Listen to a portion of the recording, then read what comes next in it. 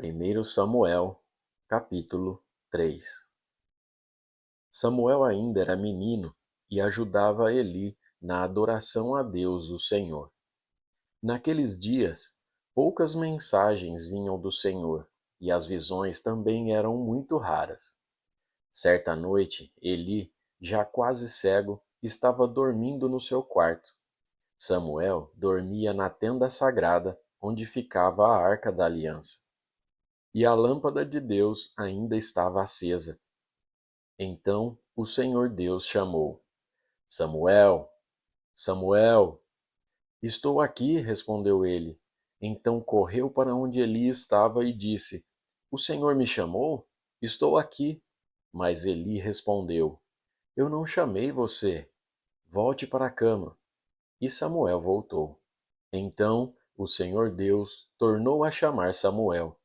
O menino se levantou, foi aonde Eli estava e disse: O Senhor me chamou? Estou aqui. Mas Eli tornou a responder: Eu não chamei você, filho. Volte para a cama. Samuel não conhecia o Senhor, pois o Senhor ainda não havia falado com ele. Aí o Senhor chamou Samuel pela terceira vez. Ele se levantou, foi aonde Eli estava e disse: O Senhor me chamou? Estou aqui. Então Eli compreendeu que era o Senhor quem estava chamando o menino e ordenou: Volte para a cama, e se ele chamar você outra vez, diga: Fala, ó Senhor, pois o teu servo está escutando. E Samuel voltou para a cama. Então o Senhor veio e ficou ali, e como havia feito antes, disse: Samuel, Samuel. Fala, pois o teu servo está escutando, respondeu Samuel.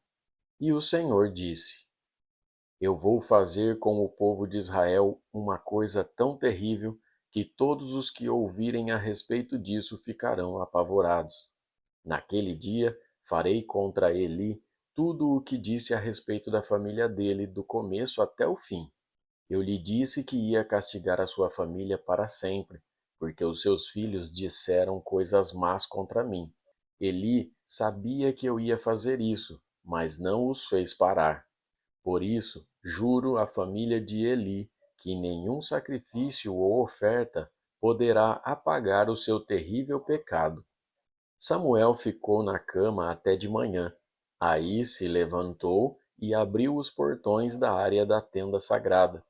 Ele estava com medo de falar com Eli sobre a visão que havia tido, mas Eli o chamou. Samuel, meu filho. Estou aqui, respondeu ele. O que foi que Deus lhe disse? Perguntou Eli.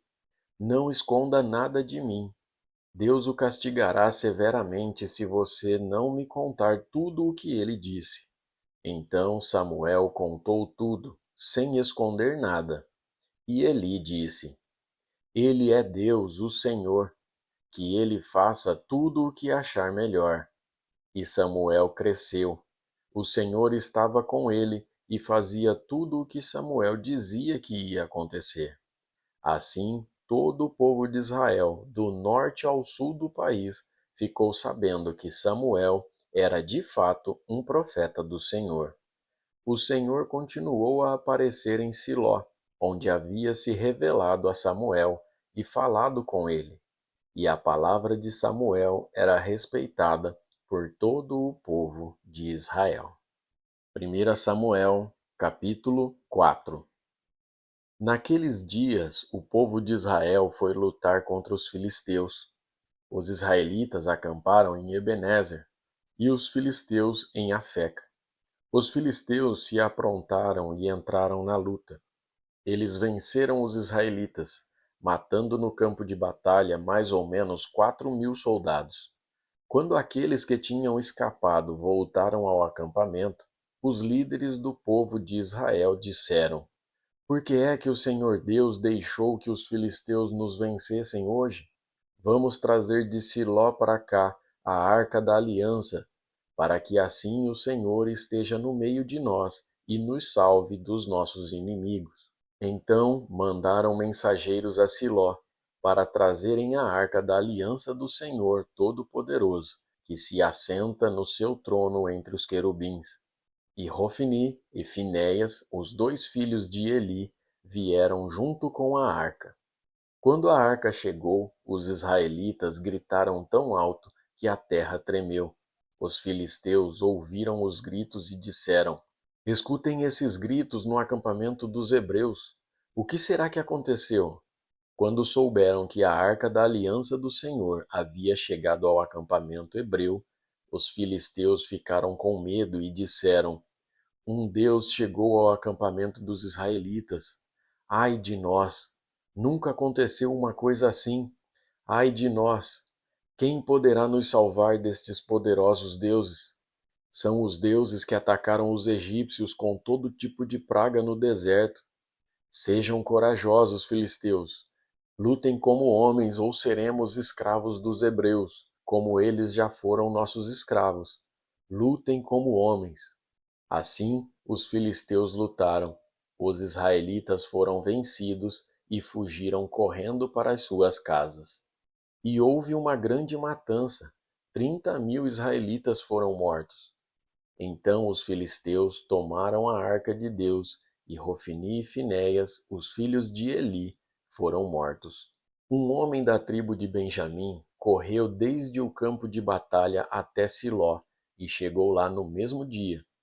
Para mostrar a sua tristeza, ele havia rasgado as suas roupas e posto terra na cabeça. Eli estava sentado numa cadeira perto da estrada esperando.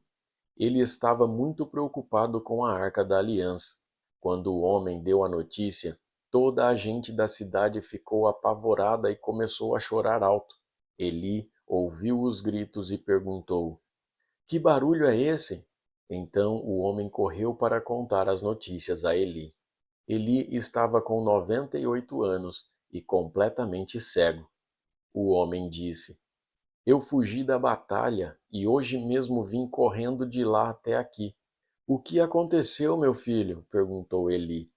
O povo de Israel fugiu dos filisteus, respondeu o mensageiro. Foi uma terrível derrota para nós. Além de tudo, os seus filhos, Hofni e Finéias, foram mortos, e os filisteus tomaram a arca da aliança. Quando ouviu falar na arca, Eli caiu da cadeira para trás, perto do portão da cidade. Ele estava muito velho, por isso, quando caiu, quebrou o pescoço e morreu. Eli foi o líder do povo de Israel 40 anos. A nora de Eli, a mulher de Finéias, estava grávida e já quase na época de ter a criança. Quando ela soube que a arca de Deus havia sido tomada e que o seu sogro e o seu marido tinham morrido, começou a ter as dores de parto e deu à luz. Ela estava morrendo, mas as mulheres que a ajudavam disseram: Tenha coragem, você ganhou um filho. Ela não se interessou e não respondeu, mas deu ao menino o nome de Icabô, explicando: A glória saiu de Israel. Disse isso falando da tomada da arca de Deus e da morte do seu sogro e do seu marido.